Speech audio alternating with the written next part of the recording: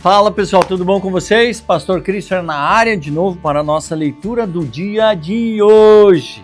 Estamos aí no dia 116. 116. Olha só que linda é a nossa jornada. Cara, como Deus tem falado através dela e como é importante você fazer essa jornada todos os dias. É algo que a gente diz, né? Quando um cristão, quando uma pessoa se decide caminhar com Jesus, a primeira coisa que ela tem que fazer no seu dia a dia é ler a palavra, é se conhecer através da palavra, é conhecer a respeito do Senhor através da palavra, é ouvir a voz de Deus através da palavra, é realmente conhecê-lo e compreender os pensamentos dele a nosso respeito. Está tudo aqui, tudo aqui. E se nós não lermos a palavra todos os dias, é como se nós não dessemos importância para aquilo que Deus quer falar. Muitos dizem, eu não sou pastor para ter que ler a Bíblia todo dia. Irmão, não tem nada a ver com pastoreio, não tem nada a ver com bispo, presbítero, apóstolo, evangelista, qualquer nomenclatura que você possa imaginar, padre, o que for, não tem nada que substitua isso. E não é isso. Tem a ver com eu amar ao Senhor, tem a ver com eu conhecê-lo cada vez mais, tem a ver com se relacionar com Deus, com Cristo e com o Espírito Santo. E é através do quê? Da palavra. É que nem nós nos alimentarmos. A gente come todos os dias, não come? Eventualmente a gente faz um jejum para edificar o espírito, para termos um relacionamento mais afinado, e é algo que eu desafio a você fazer. Talvez mais para frente, ali em alguma menção do jejum, eu traga um pouquinho mais desse entendimento, mas a palavra de Deus, ela tem que trazer esse norte para as nossas vidas. E ela é o alimento espiritual para nós, para todo aquele que é nascido de novo, aquele que caminha no reino de Deus, aquele que anuncia o poder salvífico na mensagem de Cristo morto na cruz, por mim, por você e pelas pessoas, do mundo inteiro. Lembrando que ele não ficou na cova, ele ressuscitou. E essa é a base. Uma vez dito isso, podemos conversar muito sobre a questão do Evangelho aqui, mas o foco é lermos a palavra de Deus. Então, bora para a nossa leitura de hoje.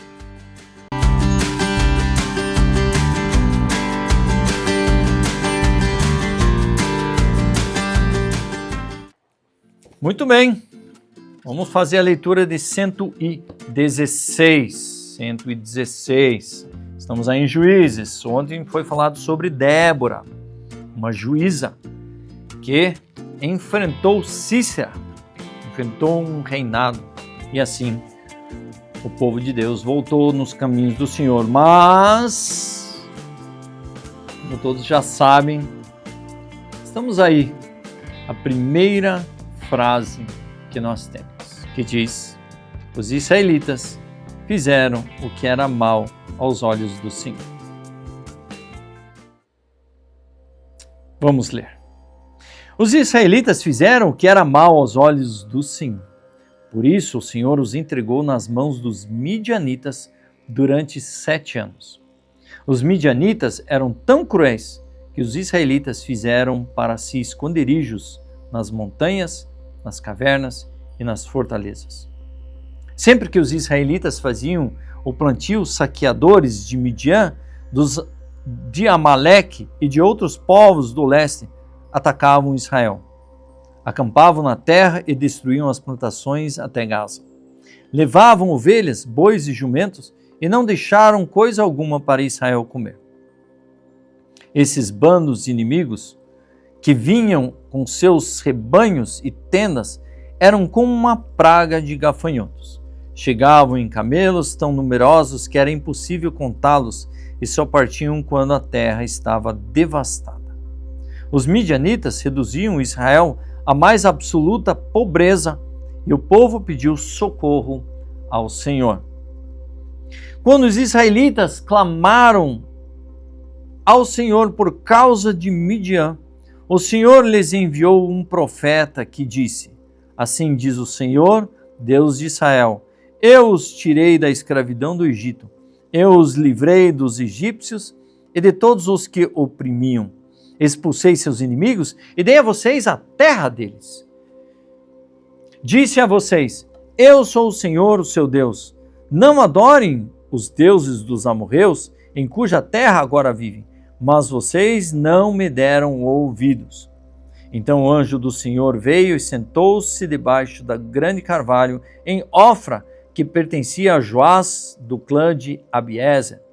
Gideão, filho de Joás, estava debulhando trigo no fundo de uma prensa de uvas, a fim de não ser descoberto pelos midianitas. O anjo do Senhor apareceu a Gideão e disse: O Senhor está com você, guerreiro corajoso. Gideão respondeu: Meu Senhor, se o Senhor está conosco, por que nos aconteceu tudo isso? E onde estão os milagres de que nossos antepassados nos falaram? Acaso não disseram: O Senhor nos tirou do Egito? Agora, porém, o Senhor nos abandonou e nos entregou nas mãos dos midianitas. Então o Senhor se voltou para ele e disse: Vá com a força que você tem e liberte Israel dos midianitas. Sou eu quem o envia. Mas, Senhor, como posso libertar Israel? Perguntou Gideão. Meu clã é o mais fraco de toda a tribo de Manassés e eu sou o menos importante da minha família. Certamente estarei com você, disse o Senhor, e você destruirá os midianitas como se estivesse lutando contra um só homem. Gideão respondeu: Se de fato posso contar com sua ajuda, dá-me um sinal de que é mesmo o Senhor quem fala comigo. Por favor, não vás embora até que eu te traga a minha oferta. Ele respondeu: Ficarei aqui até você voltar. Gideão foi depressa para casa, cozinhou um cabrito e com cerca de 20 litros de farinha preparou pães sem fermento. Depois colocou a carne num cesto e o caldo numa panela e os levou para fora e ofereceu ao anjo que estava debaixo da grande árvore. O anjo do Senhor lhe disse: Coloque a carne e os pães sem fermento sobre esta pedra e derrame nele o caldo. Gideão obedeceu, então o anjo do Senhor tocou na carne e os pães com a ponta da vara que estava em sua mão. O fogo subiu da terra e consumiu tudo que Gideão havia trazido. E o anjo do Senhor desapareceu. Quando Gideão percebeu que era o anjo do Senhor, clamou: Ó soberano Senhor, estou perdido. Vi o anjo do Senhor face a face. Fique em paz, respondeu o Senhor. Não tenha medo, você não morrerá. Então Gideão construiu um altar para o Senhor naquele local e chamou de Javé Shalom. Até hoje o altar está em Ofra, no território do clã de Abiezer. Naquela noite o Senhor disse a Gideão: Tome o segundo touro do rebanho de seu pai, aquele de 7 anos. Derrube o altar que seu pai fez para Baal e corte o poste de Aserá que fica ao lado do altar. Depois construa um altar para o Senhor, seu Deus, no alto desta colina, arrumando as pedras com cuidado.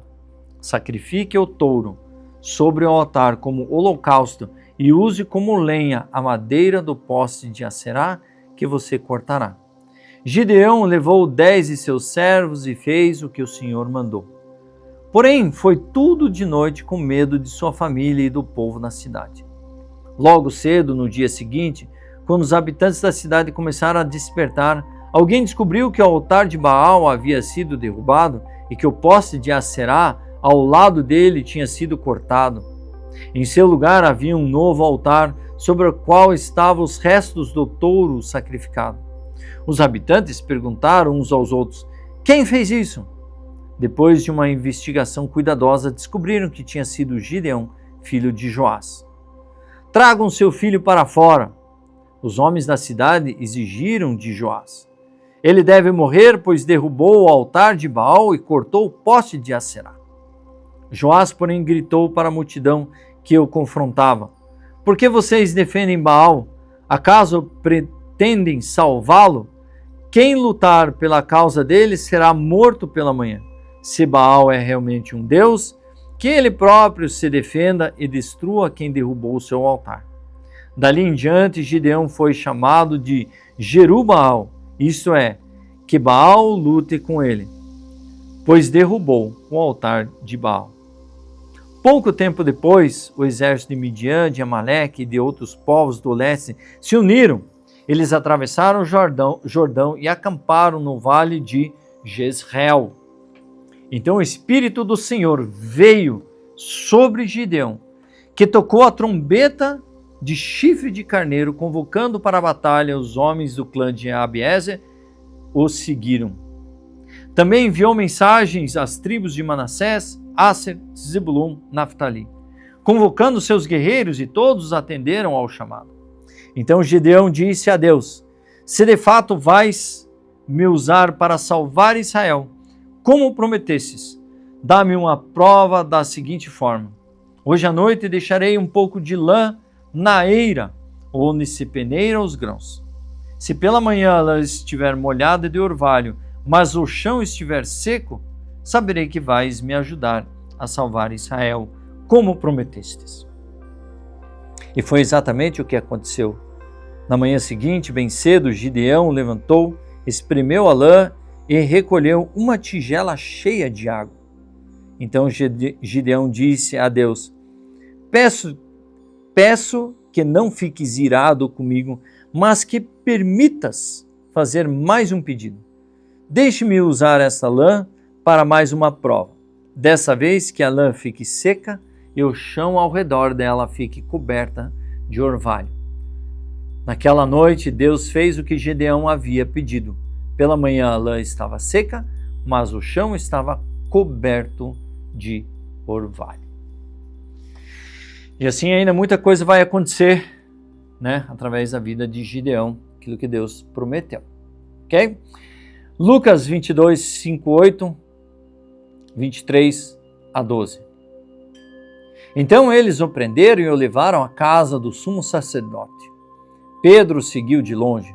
Os guardas acenderam uma fogueira no meio do pátio e sentaram-se em volta. E Pedro sentou-se com eles. Uma criada notou a luz da fogueira e começou a olhar fixamente para ele. Por fim disse: Este homem era um dos seguidores de Jesus. Mas Pedro negou, dizendo: Mulher, eu nem o conheço. Pouco depois, um homem olhou para ele e disse: Você também é um deles. Não sou, retrucou Pedro. Cerca de 1 hora mais tarde, outro homem afirmou: Com certeza este aí também estava com eles, pois também é galileu. Pedro, porém, respondeu: Homem, eu não sei do que você está falando. E no mesmo instante, o galo cantou. Então o Senhor se voltou e olhou para Pedro, e Pedro se lembrou das palavras dele: Hoje, antes que o galo cante, você me negará 3 vezes. E Pedro saiu dali, chorando amargamente.